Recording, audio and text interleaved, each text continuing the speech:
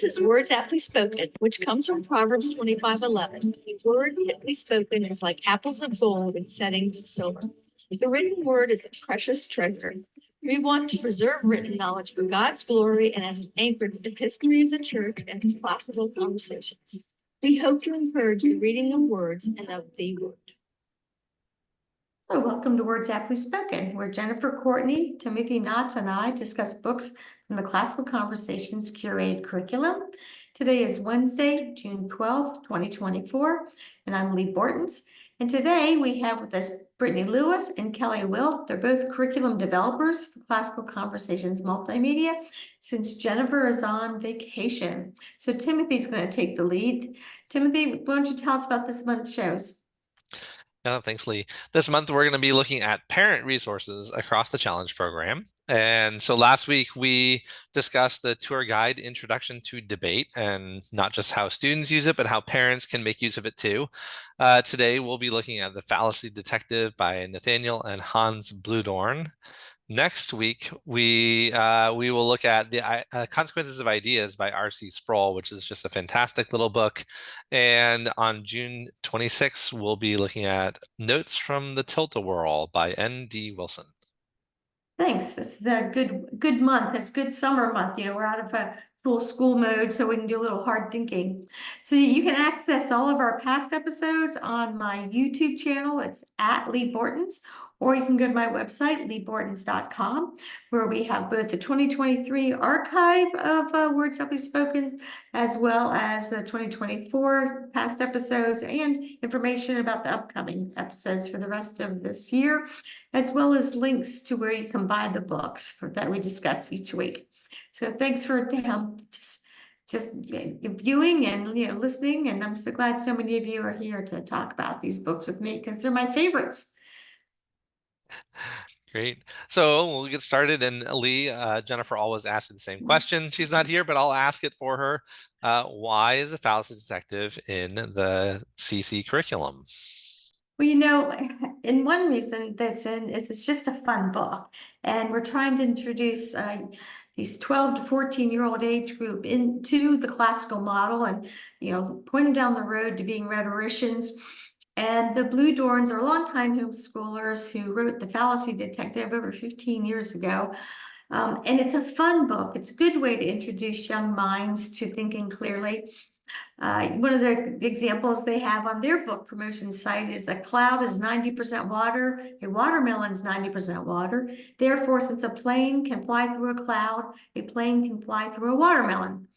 Now, that could take a lot of conversation with little kids because they probably would say, yeah, an airplane can fly through a watermelon, right? And so there's a lot of words to define as well as various ideas. So I'm sure you'll talk more about this later, but there's 38 lessons with just wonderful little comics and short little quips and anecdotes that make it so approachable to any age group and very amusing for the parents to work their way through. And of course, it's all part of our strand where we spend each year looking at some sort of logic and some sort of philosophy or related subjects. And it's also our light seminar where we don't want to have a lot of work. One thing that people forget about, especially when they have a favorite topic, they might want the seminars to be more rigorous because they just love the subject so much. And what we've done in Classical Conversations is we've tried to arrange the scheduling in such a way that there's usually 2 fairly light seminars and 2 pretty hard seminars, and then 2 that are kind of right average for that age group and reading level, so that there's something for everybody. So this is one of our just fun books. Yeah, thanks, Lee. I know I have had a couple of my own children go through Challenge A and do this book, and they both really enjoyed it quite a bit. So, Brittany, you're the Reasoning Strand writer for Classical Conversations Multimedia, which is the strand where our students encounter the Fallacy Detective. So can you tell us about how this book is useful in teaching students the content in this strand? Sure. Well, like Lee said, it is a gentle introduction into informal logic as we think about material fallacies, which are usually encountered in speech. It's a playful book, but it also has a serious purpose. So one of my favorite quotes that I read recently is by Thomas Fuller. It was written in like the 1600s. He said, "Logic is the armory of reason," and that it furnished it. I'm sorry, I'm going to say it again. Logic is the armory of reason furnished with offensive and defensive weapons. And I think that this fallacy detective book is a gentle introduction into those kinds of things, arming our kids' minds so that they can be discerning, especially as they encounter persuasive arguments that might be full of wrong thinking.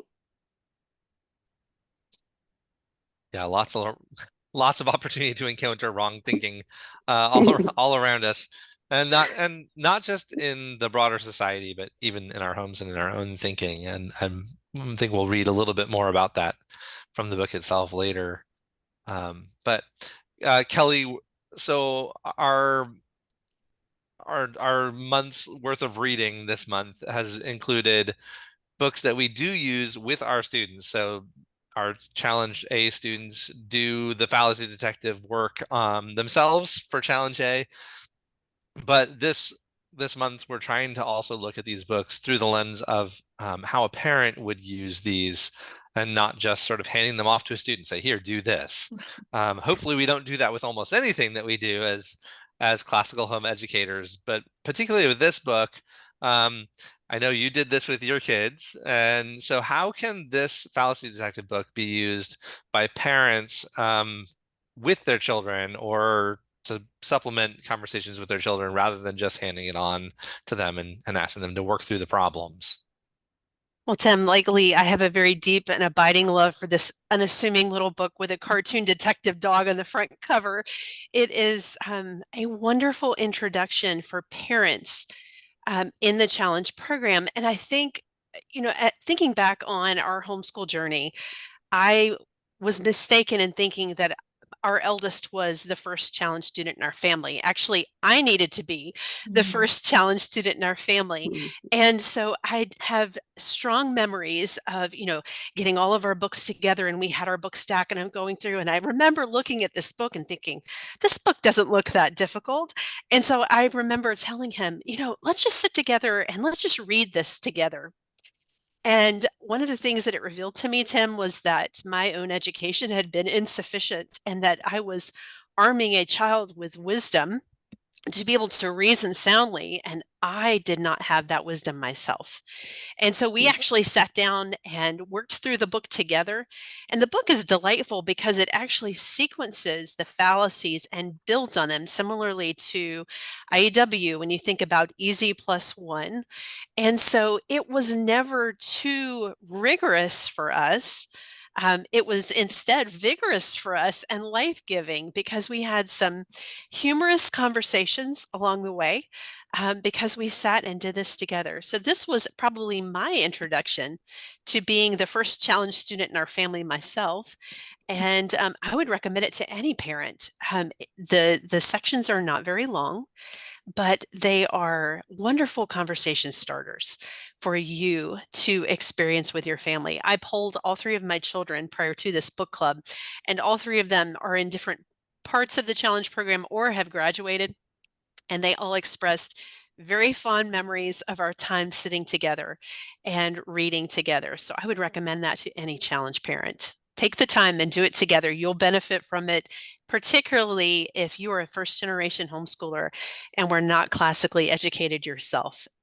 It is a valuable book for you to share with your family.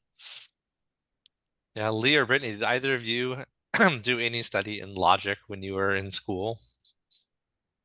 I actually had one semester of syllogisms, but it was an elective that I took not knowing what it was going to be. And so I was fortunate whenever I ran into the classical model that I didn't know logic, but I kind of knew what they were talking about. And that was as far as I got. But I always remember, I was a child. I didn't have much context to put it into. And of course, it wasn't something we went home to talk about, because school was something you did away from your home. So what little I had wasn't reinforced. And that's why I appreciate what Kelly said about reading it with them.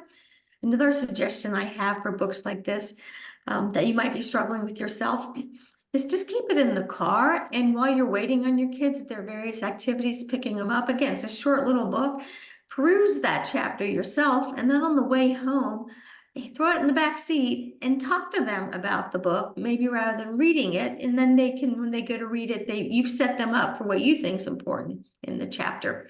Because there's a way for every parent, no matter what their time is, to engage with their children if they just look at each book for, a little bit each week. How about you, Brittany? I agree with those suggestions. They're great.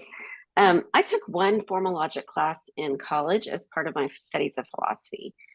And I think what our students get to study is richer and more rewarding. I also think we have opportunity to contemplate and discuss ideas with them in a way that I didn't get to practice that kind of contemplative thinking and thinking about what does a study of logic develop in me, and how does that help me be a virtuous or wise person. So I'm thankful for these. It is a good little book, and the chapters are super short, so it really does lend itself to reading on the go as we shuffle our kids around to various activities. I found it a good playground book when I know they were going to maybe give me 10 minutes of quiet. So yeah, I appreciate that they give enough instruction to be able to recognize many of the fallacies without it becoming overly formulaic, where they're trying to sort of like parse statements or something. It's it's a much more that look and feel that students do understand, and they swing and miss a lot as they go through it.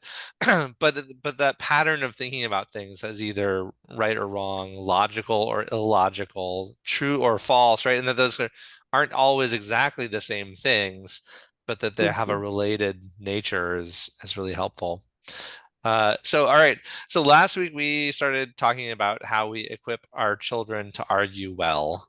And I know that my kids, when they came away from this book, were dead set on finding every single thing that I ever said that they could call out as a fallacy. So every time I would say, but you know that the Bible says, one of them would inevitably yell, appeal to authority at me. So there's definitely, I think it's a great opportunity to have some of those conversations about the fact there's a right way to appeal to authority and a wrong way to appeal to authority. But why is it that we want to, as parents, submit ourselves to the abuse of being called fallacious all the time by our children after they read this book, Lee? What's up with giving them ammunition? Because we want them to aim it at us for practice. We're someone that they love and someone that they trust and someone that we can say, mom needs to think about that, or where did you come up with that idea? You have to defend it a little more.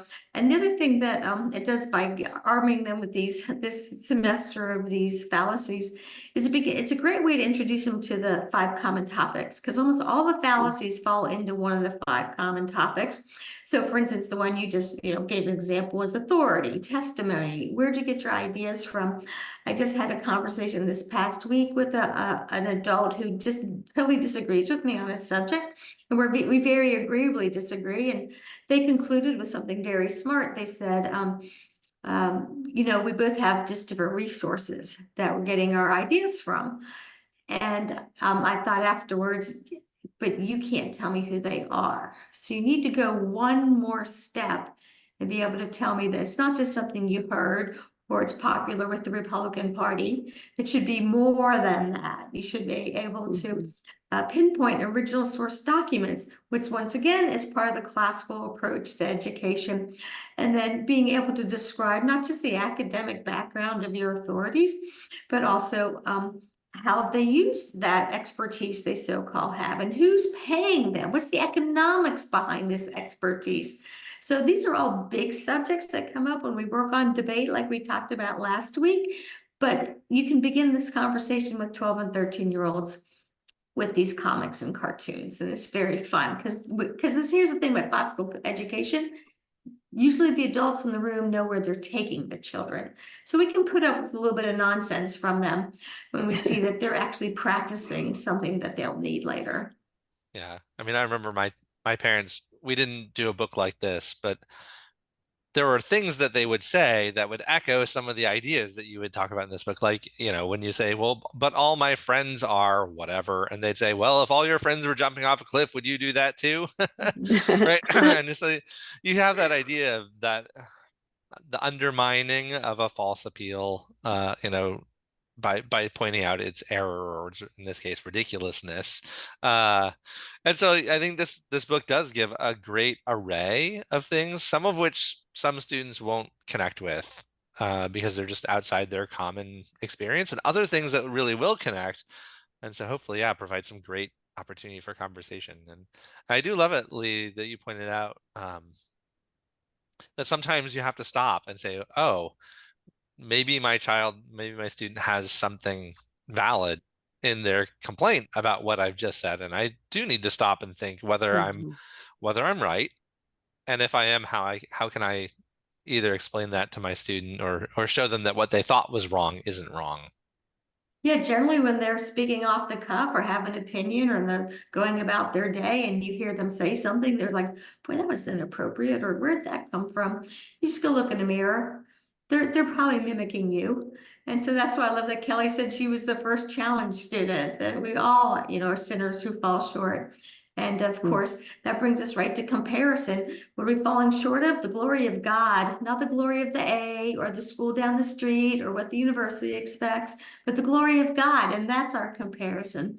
The Lord calls us to be perfect for a reason. And with the help of the Holy Spirit, there's actually a little bit of hope that we can be sanctified. And this is why so many of us who homeschool love what we got out of it as adults and recognize our sanctification. And the children were just there for content and fodder and a great amount of comedy. So, the Fallacy Detective book, I think, points out all those things within family dynamics. Well, before we take our break, Kelly or Brittany, if you want to share any stories about your kids and their claims of fallacies. Well, I distinctly remember my husband's comment to me when we had worked about halfway through this book for the first time. He said, Kelly, I feel like we have loaded a cannonball into a cannon, and then we wheeled the cannon around to face ourselves. And he was very right, because, our children at that point in history were moving from the satisfaction of grammar, from being content to memorize and play with facts.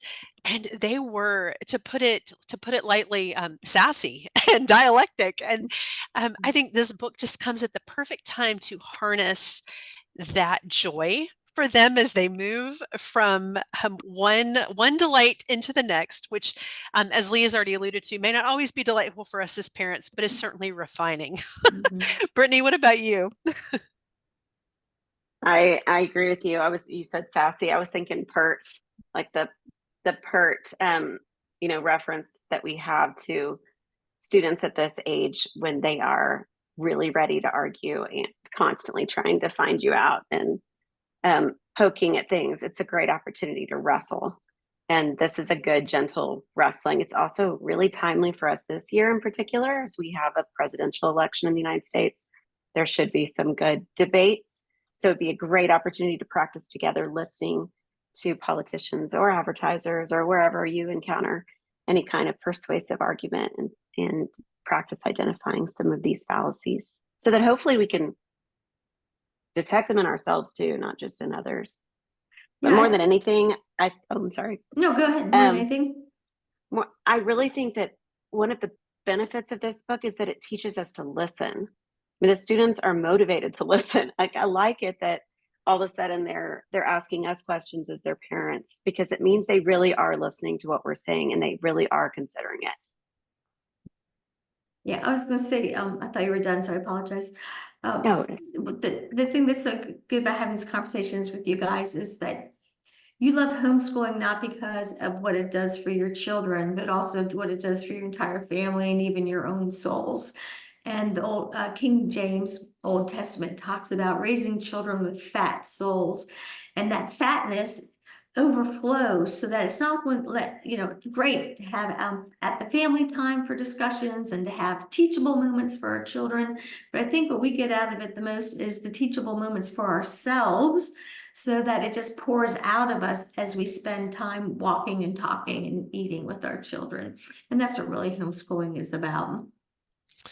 Yeah, I love it that we can raise up our children to also be the iron that sharpens iron, right? That we're not just looking at our peers or our mentors to do that for us, but as they've been trained up in the way they should go, they can help us so they can be sanctifying for us, but not in that way that a lot of sort of the smirky way that a lot of Christian parents will talk about their kids, that they're sanctifying because they help you grow in patience, which is true. But they can really also help you with this, to help you think well and find errors in your own understanding. So, all right, well, it's about time for our sponsor break. Lee, would you lead us into that? Thanks. Okay, so thanks to classicalconversationsbooks.com, where the books discussed can be purchased. We have the entire 2023 Words Aptly Spoken calendar at leebortons.com, and the 2024 calendar is there also, with links to the CC book site in order to purchase them. And so it's a good time to remind you that next week we'll be reading R.C. Sproul's book called The Consequences of Ideas. And that is a play on words. There's a long time phrase that from philosophers, that's ideas have consequences. And so this book's an opportunity to explore, well, then what are those consequences of the various ideas? So that could be like every chapter could be a 4-hour conversation. So I look forward to whittling down to the meat next week. All right, Tim. So where are we going to go next with this really fun book?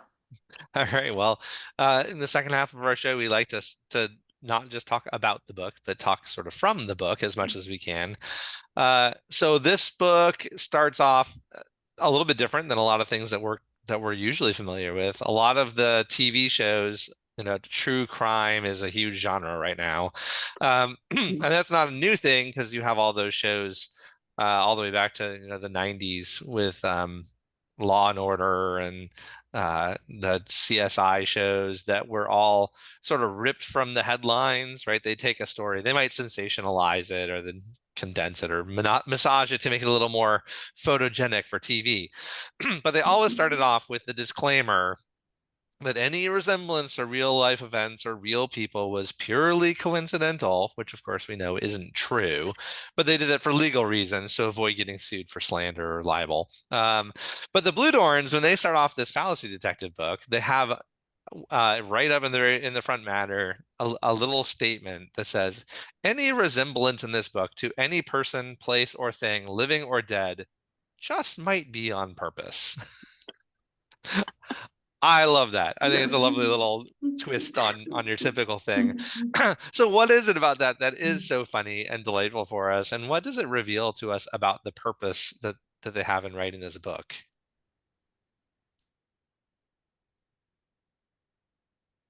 I think they're pointing us to real things that we all encounter. And they know it. They know that when we read some of their examples, we're going to have something in mind.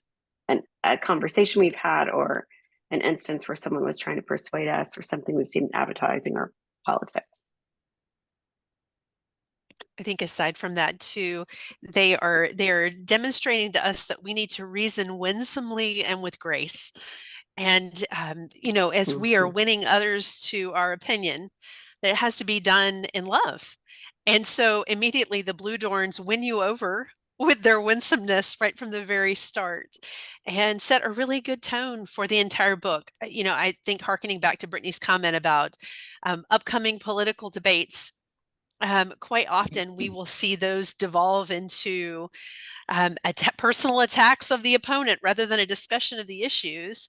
And so it makes me think back to Ronald Reagan and to how he would diffuse so many situations with a particular remark or a turn of phrase and debate. He would catch his opponent off guard with his wit. And so I feel like the Blue Dorns set an excellent example of that right off the bat at the beginning of the book.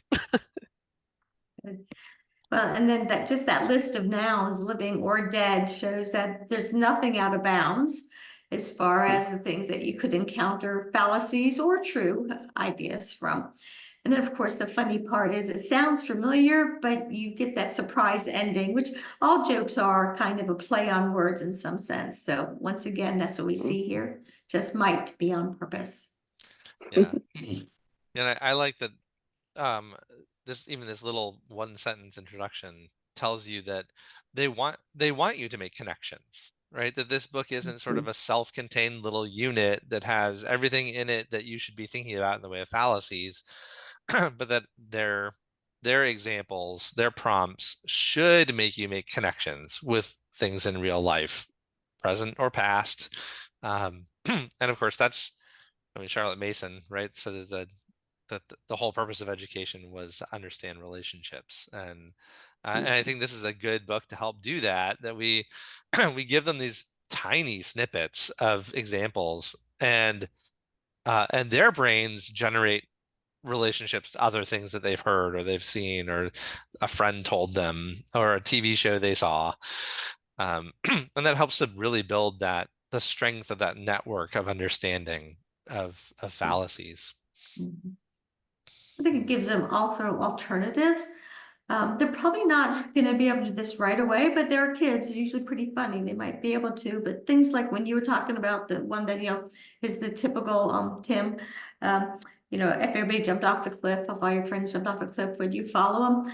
And whenever we would hear that argument, our family would say, well, if everybody wore clothes, would you wear clothes? That you have to compare when actually it's not a fallacy. It might be, a good thing that you do. But just knowing that we have these hooks, it helps to develop your children's opportunity to be aware of what they're seeing. So it's not like when you just say it's not a unit study, it's not something you do and cast away. It really is meant for the parent to start building the conversation for all 6 years of challenge. And into life. Yeah. Well, Brittany, we always like to hear from authors about why they wrote. As authors ourselves, we love front matter. We also all know that we skipped it when we were young. So so let's take a little look at some of the introduction of this book. Brittany, will you read us a little bit from the introduction? Sure. This book is for detectives, fallacy detectives. We've designed this book to be a handy manual for spotting the fallacies you meet in the street, in the newspaper, or in yourself. The goal of this book is to help answer the question, what is bad reasoning? We also hope you will find that using your head is fun. To begin this book, we first show why it is important to stretch and exercise your mind. Then we divide the most common errors in reasoning into 3 sections: avoiding the question, making assumptions, and statistical fallacies. We explain how you can spot these errors and give exercises in fallacy detection. This is followed by a section on the propaganda techniques used by advertisers and politicians. The book ends with the fallacy detective game, where you can have fun with your friends who have been learning logic with you.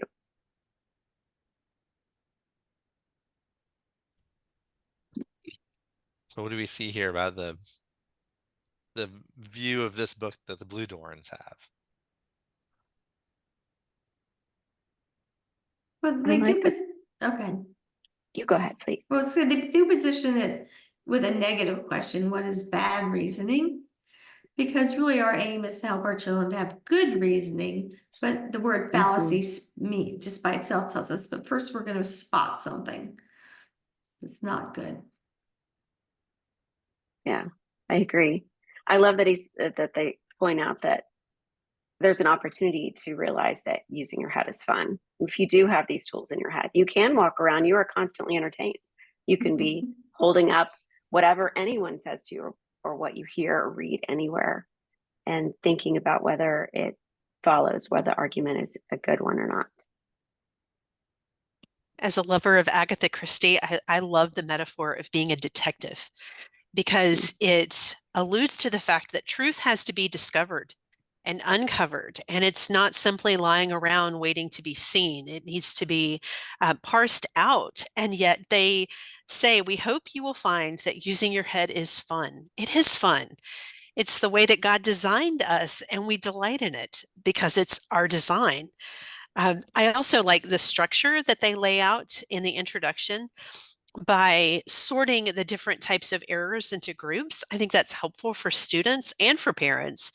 And that the fact that they end with a game. So you can play together, practicing what you've learned with your family and friends. I just think that's wonderful that they give that call to have fun reasoning together. I like that so much. I think that's important because a lot of times when you find you're frustrated and you're trying to persuade somebody something, a lot of times you're all on your own and there's not someone right there to help you. And so playing the game with a family that's gonna recognize your good and bad arguments and it's gonna enjoy being with you while you do the game, whether you're totally fallacious or you actually are really good at spotting these 38 fallacies. It's just really great for young folks to have that trusting spot to be in when they're doing something that's very difficult, like logic. Yeah, I love how they say that it's for spotting fallacies you meet in the street, in the newspaper, or in yourself. That right, that ultimately that there's a self-refining goal to it. That it's not just about pointing out when other people are wrong, but ultimately about refining your own thinking, making sure that when you've committed fallacies, either allowed or something that hasn't even come out yet, your little radar kind of goes off and says, "Oh, I need to rethink that. I need to be careful in what I say or how I express that." I think they do start, that order is right though, right? That our students definitely start by recognizing fallacies in other people first. The log in the eye versus the speck in the eye thing is super real in fallacious thinking as much as it is in sin, I think. But hopefully as students practice it, those patterns of thinking get ingrained enough that they can't help but have it sort of their conscience nag at them when they recognize those bad patterns in their own thoughts.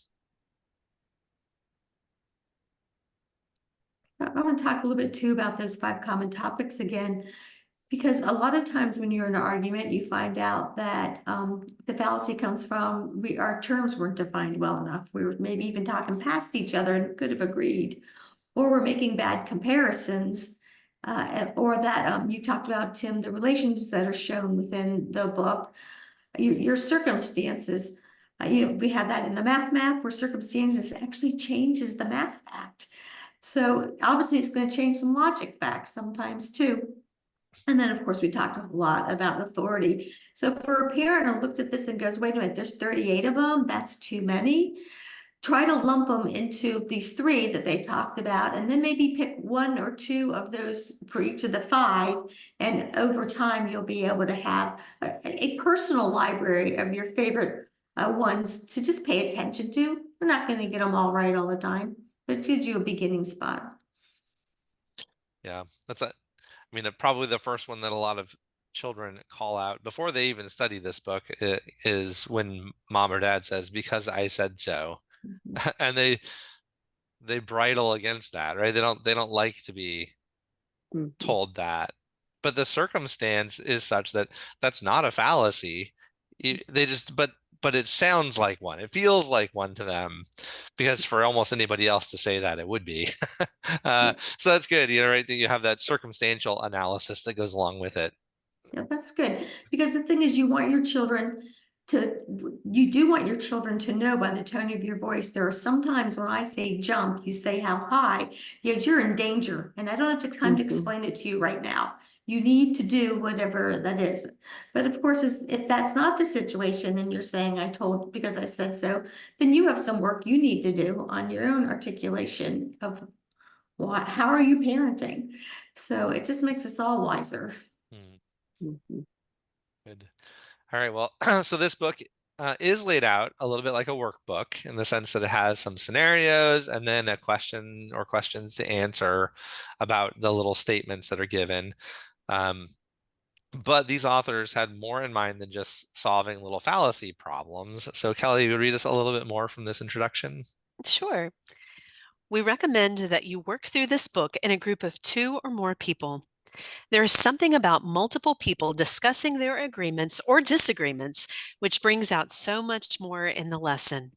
Each person may want to read the lesson independently, then talk through it together. However, you can work through this book independently too.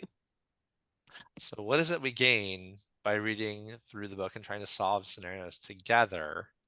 And again, with our theme for the month, how can we make use of this as a parent with our children? Of course, we can also talk about it, how it's such a blessing to do it in community too. I think immediately, Yeah, I think no, immediately I think about how different all three of my children are, how God has created them differently, and how reasoning with someone else reveals to us our differences.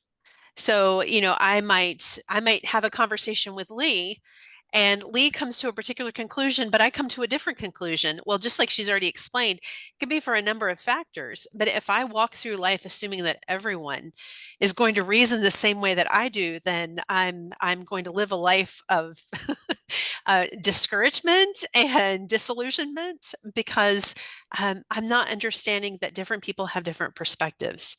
So I do like the fact that they recommend that you read it separately and then come together, because then you can learn about those differences and the people that you reason with.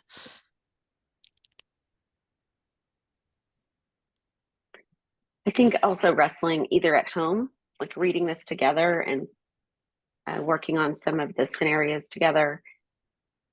There's something about building our own community conversations in our own families that is particularly wonderful in this book. And then also the opportunity to work together in community and to have a community conversation and to wrestle with some of these things. I know some of my students in the past have disagreed over whether one scenario was committing one fallacy or another. All of those things, the wrestling together make it way more memorable than just reading it on our own. And you miss out on the opportunity to know the person with whom you're reading the book a little bit better, and to know your own mind as well, and perhaps things that are temptations for us. Yeah, something like once again, in classical conversations, we have a variety of families and abilities and ages of children, those kind of things. And so you'll notice that we have some books built into the curriculum that lend themselves. So this is one that's simple. Let's all do this one together. And then you have some things that require some silent reading. And then you have some things that require preparing for presentations and activities that are done out loud. And so by not reading this one aloud, at least part of it in some of the scenarios with the children, you're missing the diversity of the various pedagogies that we put into the curriculum. So if it's not this book, like, because I can see you having a child who loves this book and they don't want you to read it. They want to read a chapter and come trick you, right? And try to trap you in something.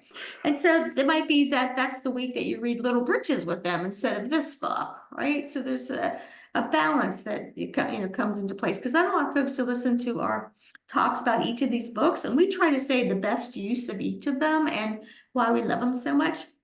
But we know you can't love everything and do it to its best every single day.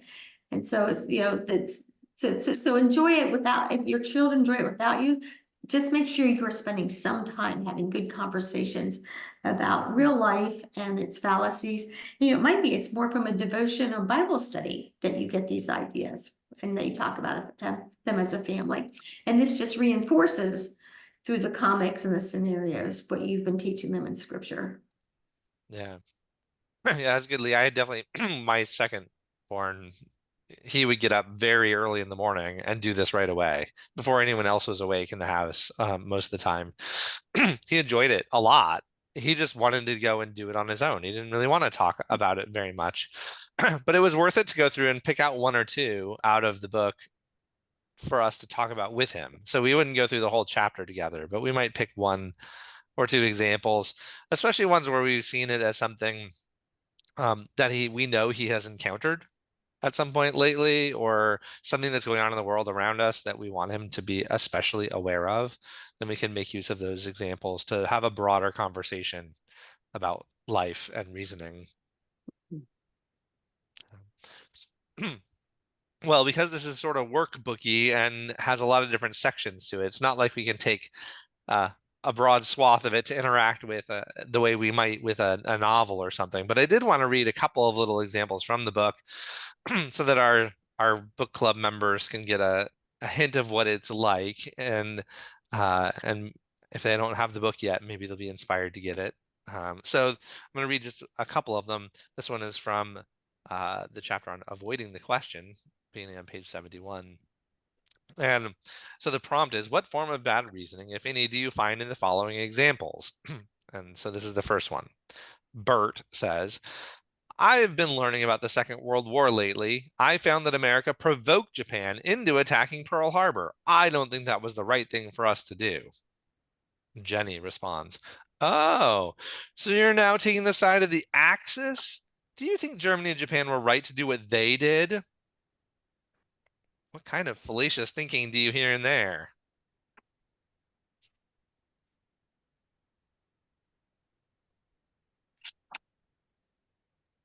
Well, they lumped Germany in with Japan when that wasn't even brought up in the first place.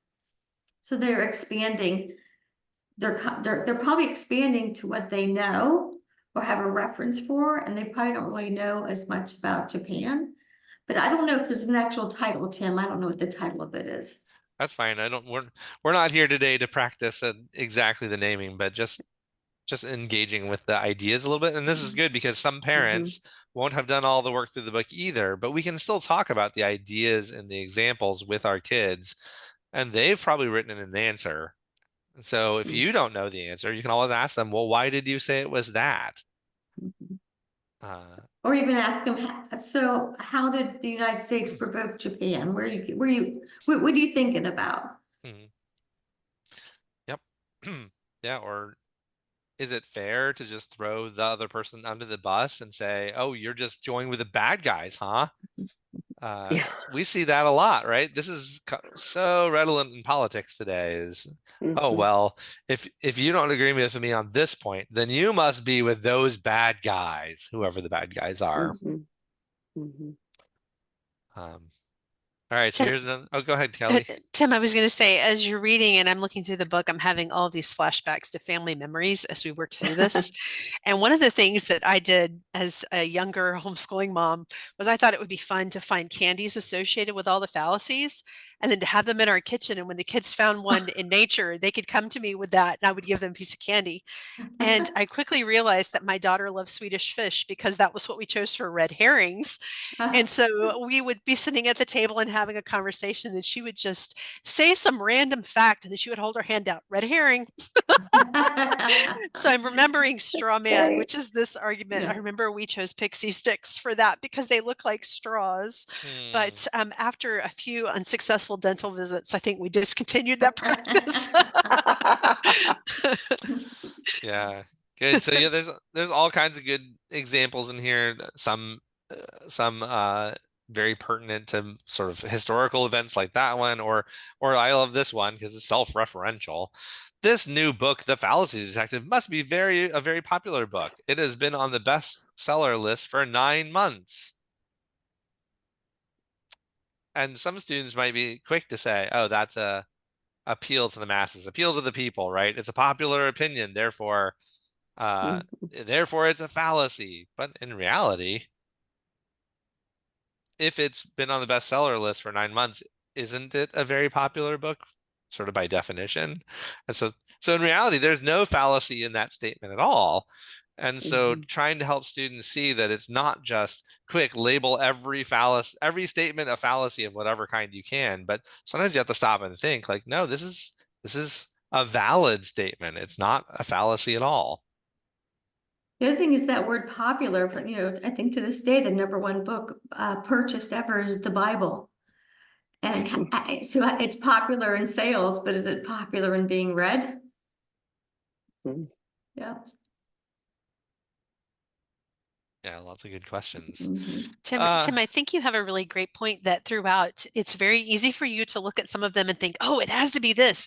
And then when you look at the key in the back and they give reasoning to why, a particular fallacy might not apply, it causes you to, think more deeply, which is a very detective-like thing to do, and an encouraging thing for our students as well, not to make assumptions, which is also addressed in this book, and that they having good conversation can sometimes ferret out the depth of wisdom that is expected in researching the answers. I remember one of my boys, who will remain unnamed, flew through an exercise one time, and I was amazed because at first I thought, oh, he's some kind of reasoning prodigy. And then I realized he just wrote the name of the one fallacy for all the answers. And so we had to go back and look and talk and have a conversation. And he goes, wow, Mom, this reasoning thing is a lot more tough than I thought it would be. So he learned a lesson there. But it's wonderful when they weave these into the text, because it's not a gimme. You really do have to think about the answers that you're giving. Good. All right, well, our time is just about up. So Leah, got one more quick question for you as we head out. What is it that you would hope that parents would get from sitting down and either doing some of these with their student, or at least talking about them with their student? What's the sort of big takeaway that you would desire for these, especially Challenge A families? Well, and knowing what they're going to be doing in Challenge for the next few years, if the parents just recognize that this is a well thought out subject area, for lack of a better word, and that it too has a grammar, and that the grammar, of course, is applicable to real life, and that they would just notice, what's grammatical and dialectic about the subjects and the topics their children are studying at this age. That'll just help them do better in all of the classical studies for the rest of their lives. Thanks. It's a good word. All right. Well, Good. I think that's a lot for today, Lee. Yes, thanks. And look forward to seeing you guys next week when we work on consequences of ideas. I almost said it backwards. Bye. Hi, thank you.